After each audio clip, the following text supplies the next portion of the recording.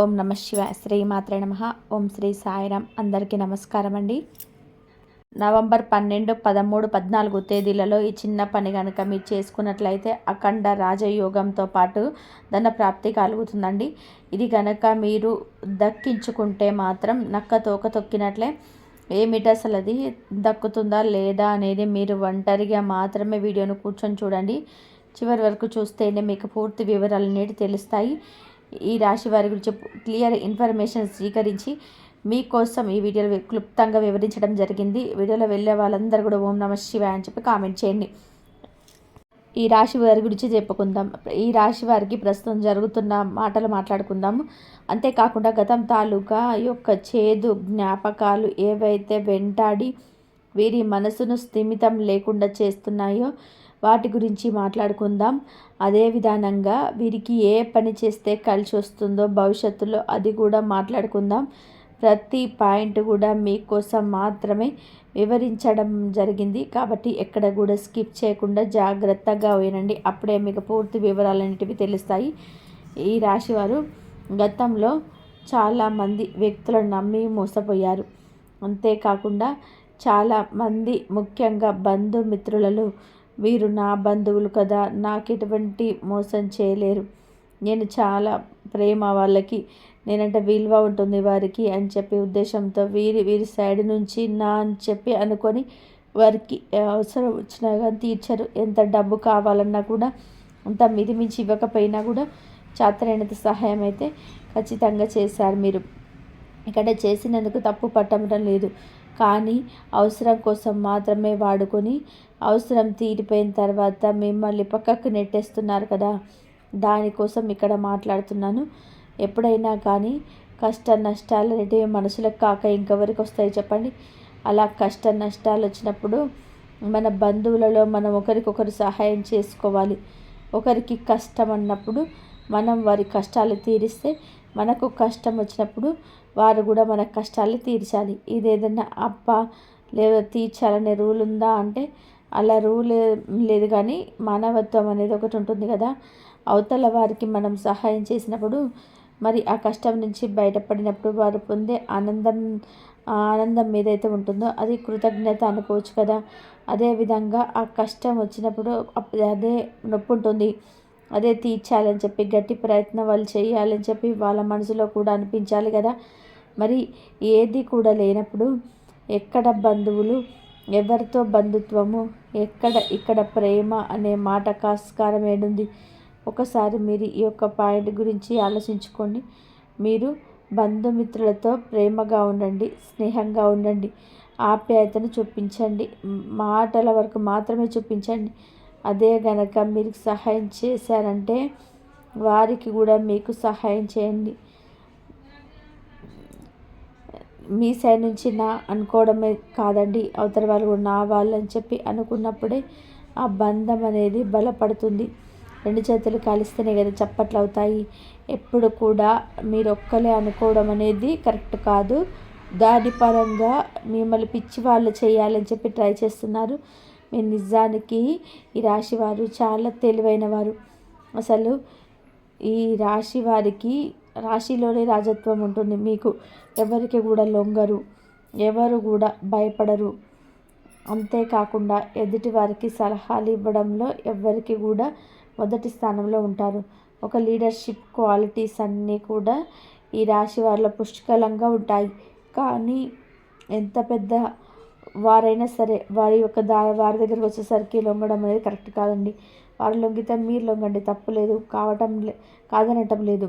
అవసరం కోసం రంగును మార్చి ఊసర వెల్లులున్నారు. ఆ ఊసర వెల్లులతో జాగ్రత్తగా ఉన్నారు, ఆ జాగ్రత్త ఉండండి అని మాత్రమైతే చెప్పడం అయితే జరుగుతుంది. మీరు ఆ యొక్క గతాన్ని తలుచుకొని నన్ను వాళ్ళు ఇలా మోసం చేశారు, లేదా నా దగ్గర తీసుకొని ఇలా ఇబ్బంది పెట్టారు, లేదా నాకు వారికి మాట తేడా వచ్చింది, కనీసం మన అనుకున్న ఇది లేకుండా చేసేసారు అని చెప్పేసి జరిగిపోయిన దాని గురించి మీరు బాధపడద్దు. జరిగిపోయిన దాని గురించి తలుచుకుంటున్నారు. సొంత బంధుత్వాలను పక్కన పెట్టుకొని వేరే బంధుత్వం కోసం ఆరాట పడుతున్నారు. అది అస్సలు కరెక్ట్ కాదు అని చెప్పి నేను ఇక్కడ 100% కూడా చెప్తాను. ఎందుకంటే ఇది మీ యొక్క మనస్సు మీద ఎఫెక్ట్ అనేది చూపిస్తుంది. మిమ్మల్ని మానసికంగా స్థిమితంగా లేకుండా చేయాలని చెప్పి చూస్తుంది. మీరు ఏ పని చేయాలి అనుకున్నా కానీ అదొక మనోవేదనలాగా పడిపోయి ఆ పనులు కూడా మీకు చేసుకొని ఇవ్వకుండా, పనుల్లో మీరు ముందుకు వెళ్ళకుండా ఎక్కడికక్కడికి వెనక్కి లాగేటట్టుగా మీ ఆలోచనలు అనేటివి ఉంటున్నాయి. కాబట్టి ఆలోచన ధోరణి మార్చుకోండి. గతం గతః అని మర్చిపోయి ప్రస్తుతం మీతో ఎవరైతే మంచిగా ఉంటున్నారో, ఎవరైతే ప్రేమగా ఉంటున్నారో, ఎవరికి మీరు సహాయం చేసినప్పుడు వారు మీకు సహాయం చేస్తున్నారో, ఆపదలో మీ వెన్నంటే ఉంటున్నారో, మీకు తోడుగా ఉంటున్నారో, మీకు ధైర్యంగా వాళ్ళ మాటలు చెప్తున్నారో, నేనున్నానని చెప్పి భరోసాని ఇస్తున్నారో వారికి మాత్రమే దగ్గరగా ఉండండి తప్ప అనవసరమైన వాళ్ళ గురించి మాట్లాడొద్దు, పట్టించుకోవద్దు, ఆలోచించుకోవద్దు. వీరికి మనం గిట్టనప్పుడు మనం ఏ పని చేసినా కూడా అందులో తప్పు వెతుక్కుంటారండి. మెయిన్గా మనం ఎక్కడికి వెళ్తున్నామా, ఏం చేస్తున్నామా, మన కుటుంబ పరిస్థితి ఏంది, మన వీళ్ళేం కొనుక్కొచ్చుకుంటున్నారు, ఏమేమి వాడుకుంటున్నారో, వీరికి ధనం ఎక్కడి నుంచి వస్తుంది, ఎంత ఆదాయం వస్తుంది, ప్రతిదీ కూడా వారికి కావాల్సింది. ఎందుకంటే మన మీద పడి ఏడుస్తూ ఉండాలి కదా, అదే వారి యొక్క జీవితం. సరే ఏడవనివ్వండి, భగవంతుడు ఒకడు ఉంటాడు కదా, ఏది న్యాయం ఏది ధర్మం అనేది చూసుకుంటాడు. కర్మ ఫలితం అనేది ఈ కలికాలంలో ఎప్పుడు ఎవరు ఏది చేసిన కర్మలు ఇప్పుడే అనుభవించాలి. కాబట్టి అనుభవించే టైం వచ్చినప్పుడు తప్పకుండా అనుభవిస్తారు. కాబట్టి గతం గతః అని చెప్పి మర్చిపోండి. ఇక ప్రస్తుతం గురించి మాట్లాడుకుంటే, ప్రస్తుతం మీ యొక్క మానసిక స్థితి అనేది స్టేబుల్గా లేదు అని చెప్పి చెప్పుకోవచ్చు. స్టేబుల్గా లేదు అన్న మాటకి అర్థం ఏంటంటే కనుక ఎప్పుడు కూడా మూడవుట్గా ఉండడం, ఏవేవో ఆలోచనలు మనసులో తిరుగుతూ ఉండడం, పని చెయ్యాలి అని చెప్పి మీకు బాగా శ్రద్ధ, మీరు పనిని దైవత్వంగా మారుస్తారు. మీరు చేస్తున్న వృత్తి దైవం లాగా కొలుసుకుంటారు. ఆ పని ఎంత కష్టమైనా కూడా చేస్తుంటారు. ఇక్కడ పనిని మీరు మిస్ చేసుకోవడం లేదు, కానీ పని చేసేటప్పుడు వేరే వాళ్ళ యొక్క ఆలోచనలు, వేరే వాళ్ళ గురించి ఆలోచించడం, మీ గురించి మీరు ఎక్కువగా గతంలో అంటే భవిష్యత్తులో ఏం జరుగుతుందో అని చెప్పి భయపడిపోతూ ఉండడం, మీ యొక్క బంధాలు పెంచి ఆలోచిస్తూ ఉండడం, వీటి వల్ల ఏంటంటే కనుక మైండ్ అనేది ఇప్పుడు ఒక పని చేయడానికి అలసిపోలేం, కానీ ఇటు ఒక పక్క ఆలోచనలు ఒక పనిని కంప్లీట్ చేయాలి, మరొక పని ఎదురు చూస్తుంది. ఇలా ఎన్ని ఆలోచనలు మనం ఆ యొక్క మెదడు మీద పెడితే ఏమవుతుందంటే అలసిపోతుంది మెదడు. ఈ అలసిపోవడం వలన చేసే పనుల్లో మనకి విజయం దొరకదు. ఒకటి చేయబోయి ఒకటి చేస్తుంటాము. ఆ పని ఇంకా దాని మీదనే పూర్తి ఎఫర్ట్స్ పెడితే దాన్ని ఇంకా మనం సక్సెస్ఫుల్గా చేయగలుగుతాం. కానీ పూర్తి ఎఫర్ట్స్ అనేది పెట్టలేకపోవడం వలన దాన్ని కొంచెం కొంచెంగానే, అంటే సరిగ్గా చేసి చేయనట్టుగా ఏదో చేసాంలే అన్నట్టుగా వెళ్ళిపోతున్నాయి తప్ప గతంలో మీకున్నటువంటి నేను ఖచ్చితంగా సక్సెస్ సాధిస్తాను అనే పట్టుదల అయితే మీలో ఇప్పుడు తగ్గిందండి. ఈ పట్టుదల అనేది తగ్గకూడదు. మనిషికి ఎప్పుడు కూడా, మనిషి ఆశాజీవి, ఆశ ఉండాలి. ఆశే మనిషిని ముందుకు నెట్టుకు వెళ్తూ ఉంటుందన్నమాట. అలా అని చెప్పి అతి ఆశ ఉండకూడదు. కానీ చేసే పనిలో ఆ నిర్లక్ష్యత, ఆ యొక్క దాన్ని సరిగ్గా పట్టించుకోలేని ధనము, అసలు చూద్దాంలే అనటము, అటువంటిది కరెక్ట్ కాదని చెప్పి చెప్తున్నాను అనమాట. కాబట్టి పని మీదనే ఫోకస్ పెట్టండి తప్ప వేరే వాటి గురించి, అనవసరమైన వాటి గురించి ఆలోచించవద్దు. నీ వాళ్ళు అనుకునేవారు నీతోనే ఉంటారు. పరాయి వాళ్ళు మనం ఎంత చేసినా డబ్బిచ్చి మన దగ్గరికి రప్పించుకోలేము. లేదా ఏదైనా పెట్టి మనం ఆశ చూపించి మనం వారి దగ్గర రప్పించుకోలేము. తీసుకుంటారు, మళ్ళీ రేపు ఇంకోటి కావాలంటారు, మనం ఇవ్వకపోతే మళ్ళీ వెళ్ళిపోయే వాళ్ళు. అటువంటి వాళ్ళ గురించి ఆలోచించడం అనేది కరెక్ట్ కాదు అని చెప్పి చెప్తున్నానమాట. కాబట్టి ఈ యొక్క ప్రస్తుతం రోజులలో మీరు మీ యొక్క పని మీద ధ్యాస పెట్టుకుంటూ ఆనందంగా ముందడుగు వేయండి. మీకు ఈ చిన్న పని చేస్తే అఖండ రాజయోగం అని చెప్పి చెప్పాను కదా. ఆ చిన్న పని ఏంటంటే కనుక అఖండ రాజయోగం అని చెప్పాను కదా. ఆ చిన్న పని ఏంటంటే కనుక అది మీ యొక్క వృత్తి అందేనండి. అదే మీరు బిజినెస్ చేసేవారైనా కానివ్వండి, ఉద్యోగాలు చేసేవారైనా కానీ, మీరు ఫస్ట్ ఒక్కసారి కళ్ళు మూసుకొని ఆ యొక్క పరమేశ్వరుని నామాన్ని 11 సార్లు తలుచుకొని, ఏదైతే మీరు ప్రతిరోజు మీ యొక్క వృత్తి, మీ యొక్క పని యందు అడుగుపెట్టి వెళ్తారో అప్పుడు ఆ యొక్క పని యందు మీరు ఆ ఈశ్వరుడి నామాన్ని 11 సార్లు జపించండి.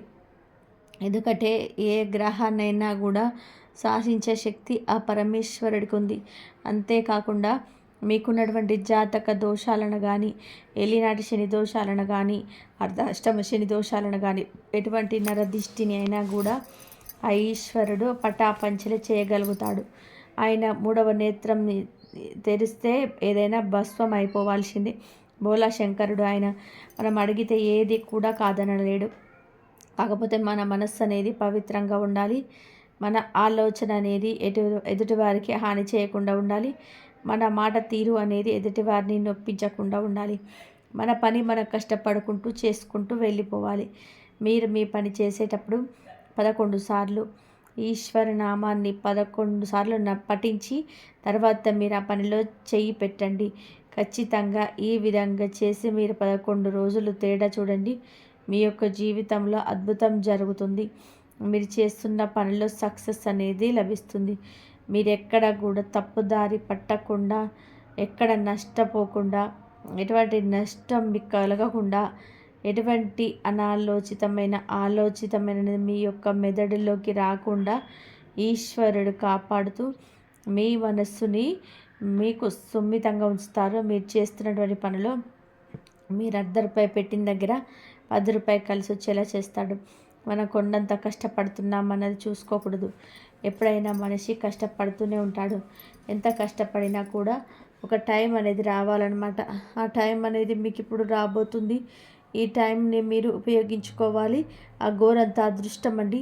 ఆ గోరంత అదృష్టం అనేది దక్కించుకుంటే మనిషి మాత్రం చాలా అంటే చాలా అదృష్టవంతుడిగా మారిపోతాడు. ఈ టైంలో వీరికి స్టార్ తిరిగిందిరా అని చెప్పి అంటారు చూసారా, ఆ టైం ఇప్పుడు రాబోతుంది. ఈ టైంలోనే మీకు అఖండ రాజయోగం కలుగుతుంది, ధన ప్రాప్తి కలుగుతుంది అన్నమాట. ఇక చూసే వాళ్ళందరూ కూడా నోరెళ్ళబెట్టాల్సిందే.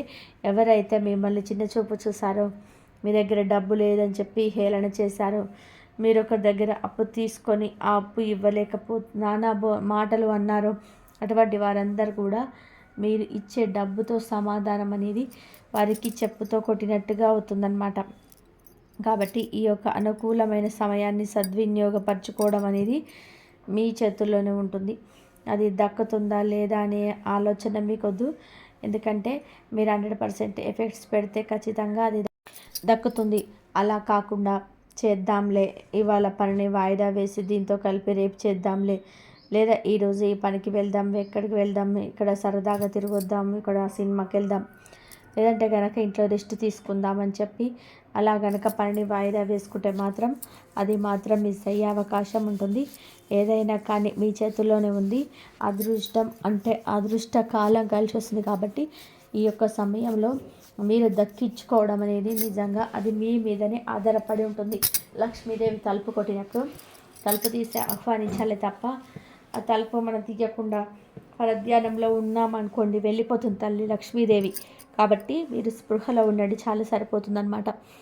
ఇక ముఖ్యంగా ఈ రాశి వారు చాలా చాలా మనస్సు, ఆ యొక్క మంచి మనసు గురించి చెప్పాలి అంటే కష్టంలో ఉన్న వారిని చూడలేరు. ఆపదలో ఉన్నారు, మాకు ఈ సహాయం చేయండి అంటే వెంటనే సహాయం చేసేస్తారు. ఇక వాళ్ళు ఎటువంటి వారు మోసం చేస్తున్నారా అని చెప్పి ఇవన్నీ ఆలోచించకుండా సహాయం చేసేస్తుంటారు. కాస్త వీరితో ఎదుటి వారితో క్లోజ్గా మాట్లాడితే వెంటనే అవతల వారికి కనెక్ట్ అయిపోతుంటారు. పైకి గంభీరంగా కనిపిస్తారు, మాట తీరు కొంచెం గంభీరంగా ఉంటుంది. మాటల్లో అంటే భయం లేనట్టుగా అనిపిస్తుంది, కానీ మనస్సు మాత్రం వీరికి కొంచెం పిరికిగానే ఉంటుందన్నమాట. అంటే పైకి ఎంతలా ఉన్నా కూడా మనసులో కరెక్ట్ చేస్తున్నానా లేదా ఇది నేను చేయడం కరెక్టా అని చెప్పి వాళ్ళకి వాళ్ళే అనిపిస్తుంది అనమాట. చెయ్యాలా వద్దా అని చెప్పి ఒక రకమైన ఇన్నర్ ఫీలింగ్ అంటారు కదా, ఇన్నర్ ఫీల్తో కాస్త టెన్షన్ పడతారు. కానీ ఎప్పుడైనా గుర్తుపెట్టుకోండి, మీరు చేసే పని ఏదైనా కానీ అది ఎదుటివారికి చేసే సహాయమైనా కానీ, దానమైనా కానీ, ధర్మమైనా కానీ మీ కుటుంబ సభ్యులతో చర్చించుకోవచ్చు. సమస్య ప్రాబ్లం ఏమీ లేదు. ఏదైనా కానీ మీ కుటుంబం, మీ యొక్క భార్య బిడ్డలు, లేదా మీ భర్త పిల్లలు, లేదా మీ అమ్మ నాన్న, ఇలా వీరితో చర్చించుకోవచ్చు. మీకంటూ ఒక మంచి బంధాలు ఉంటాయి కదా, వీరు నన్ను ప్రేమగా చూసుకుంటారు, వీరికి నేను ఎదిగితే సంతోషం, వీరి కష్టాల్లో ఉంటే బాధపడిపోతారు అని చెప్పి కొన్ని బంధాలు ఉంటాయి కదా, ఆ బంధాలు అనేటివి ఖచ్చితంగా మిమ్మల్ని ఆ యొక్క మంచి స్థానంలో ఉండేటట్టుగా ఆ బంధాలు కోరుకుంటాయి. కాబట్టి సమస్య వచ్చినా లేదంటే కనుక విజయం అందిన ప్రతిదీ కూడా వారితో పంచుకోవడం, ఇచ్చే సలహాలు కూడా మీకు చాలా వరకు కూడా ఉపయోగపడతాయి. ఎదుటి వారిని గుడ్డిగా నమ్మకండి. ముఖ్యంగా స్నేహాల విషయాల్లో చాలా జాగ్రత్తగా ఉండండి. స్నేహం అనే పేరుతోటి కుటుంబాల మీద అంటే కళ్ళు వేసి ఇలా కుటుంబం బాగుంటుంది, నలుగురిలో వీరు విలువగా బతుకుతున్నారు, వీరికి ఒక గౌరవం ఉంటుంది, వీరిని ఎలాగైనా కానీ పతనం చేయాలి అని చెప్పి ఏ కారణం లేకుండానే జనాలు ఏం చేస్తున్నారంటే 7 రోజులలో మగవారికి అయితే మాత్రం మద్యాన్ని అలవాటు చేయడం, వారికి ఇంట్లో కూడదురా చేయకూడదు, ఇలా మా పిల్ల మాట వినకూడదు, భర్త మాట వినకూడదు అని చెప్పి ఆడలకు కన్విన్స్ చేయడము, మగవాళ్ళను కన్విన్స్ చేయడము, ఒకరి మధ్య ఒకరికి చిచ్చు పెట్టే ప్రయత్నం చేయడం అలా చేస్తున్నారు. ఇప్పుడు జనాలు అలా తయారయ్యారు. కాబట్టి ఎవరి మాట వినొద్దు. మీ మనసే చెప్తుంది. దైవం మీకు లోపల నుంచి చెప్తుంటుంది కదా, దైవం ఎక్కడ ఉండదు మనలోనే ఉంటుంది. ఆ దైవమే చెప్తుంది కరెక్ట్ కాదు, ఆ తప్పు పని, దాన్ని చేయొద్దు అని చెప్పి చెప్తుంది, ఇండికేట్ చేస్తుంది అనమాట. అలా ఇండికేట్ చేసినప్పుడు దాని నుంచి మనం దూరం అయితే ఖచ్చితంగా మనం చాలా సేఫ్గా బయటపడిపోతాం. అలా కాకుండా వారి యొక్క ట్రాప్లో పడ్డాము అంటే ఇక ట్రాప్లో పడటం వరకే మన వంతు. అందులో అడుగు పెట్టేదాకానే నీ పని. అడుగు పెట్టిన తర్వాత ఇక లాగేసుకుంటారు వాళ్ళు. ఇక మనకు వెలిగి తిరుగు చూసుకుంటే ఏదీ ఉండదు. సర్వం కోల్పోయిన తర్వాత నేను బయటకు లెట్టేస్తాను అనమాట. అటువంటి జనాభా ఉన్నారు. కాబట్టి జనంతో జాగ్రత్త.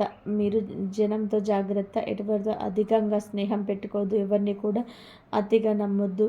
ఎవరితో కూడా మీ యొక్క పర్సనల్ విషయాలు అనేటివి చెప్పుకోవద్దు. ఎవరితోనైనా కానీ ఏంటి అంటే ఏంటి, బాగున్నావా అంటే బాగున్నా, ఏం చేస్తున్నావు అంటే ఏం చేస్తున్నావు, ఇలా పై మాటలే ఉండాలి తప్ప వారి గురించి మీరు తెలుసుకోవాలని చెప్పి ప్రయత్నించొద్దు. మీ గురించి వారికి తెలియపరచాలని చెప్పి ప్రయత్నించొద్దు. కాబట్టి లైఫ్ అనేది చాలా చిన్నది. మనం ఎంత సంతోషంగా ఉండగలుగుతామా, మన గురించి మనం ఎంత శ్రద్ధ తీసుకుంటామా, మన గురించి మనం ఎంత పట్టించుకుంటామా, మనం ఆరోగ్యం బాగుండడానికి ఏమి వండుకొని తింటామా, ఇలా వీటి గురించి ఆలోచించుకుంటూ మీ ఆరోగ్యాన్ని మీరు చూసుకుంటూ మిమ్మల్ని మీరు గౌరవించుకుంటూ మనసుని ఎప్పుడు కూడా ప్రశాంతంగా ఉంచుకోవాలి. టెన్షన్స్ అనేటివి రానివ్వద్దు మైండ్లోకి. ఈ యొక్క టెన్షన్స్ వల్ల లేనిపోని అనర్థ సమస్యలు, అనారోగ్య సమస్యలు, ప్రతి ఒక్కరు కూడా బాధపడుతున్న సమస్య ఇది. ఈ రాశి వారిలో చాలామంది కూడా ఉంది ఈ ప్రాబ్లం అనేది. కాబట్టి టెన్షన్ వద్దు. ఫస్ట్ ఏది ఎలా జరగాలంటే అలా జరుగుతుంది. భగవంతుడు మనకు ఒక రాత రాసేస్తాడు పుట్టినప్పుడే. కాబట్టి ఆ రాతను మార్చడం అనేది శివయ్య చేతిలో ఉంది. మనం మంచి దారిలో వెళ్తాము, మనం ఏ చెడు కర్మలు చేయకుండా వెళ్తాము. ఆయనకు తెలుసు మనల్ని ఎక్కడి నుంచో నిలబెట్టాలి, మనకి ఏది చేస్తే సంతోషపడతామని చెప్పి ఆయనకు తెలుసు.